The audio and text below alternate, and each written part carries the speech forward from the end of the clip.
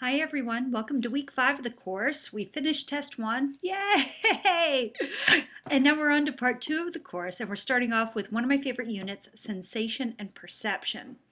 Kind of like biology, people wonder, why do I care about sensation and perception? What does this have to do with psychology?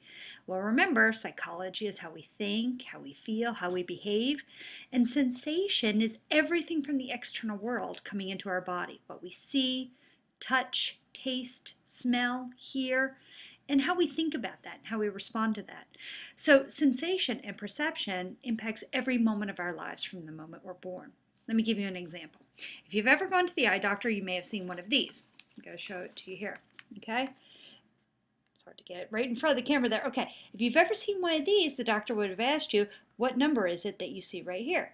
And if you can see that number, that's great. If you can't see that number, that suggests that you actually have a perceptual difference that's going on. Why does this happen? Some people actually can't see this number.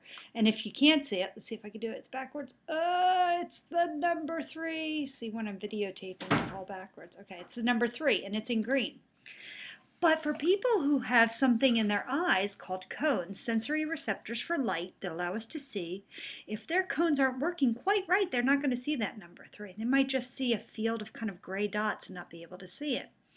So for all of us, we have the sensory information that comes in, whether it's light or whether it's sound or whether it's a touch we feel or something we taste or smell, and then our brain perceives that information, helps us to understand what's going on in the external world.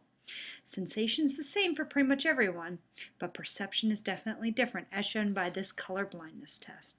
So in this unit, we're going to be doing lots of demonstrations like this one I just showed you, and the discussions are all about doing little labs that show these visual and auditory and other sensory sensations and perceptions. So I think it's a unit you're really going to enjoy, and you're going to see how it impacts you in every moment of your life.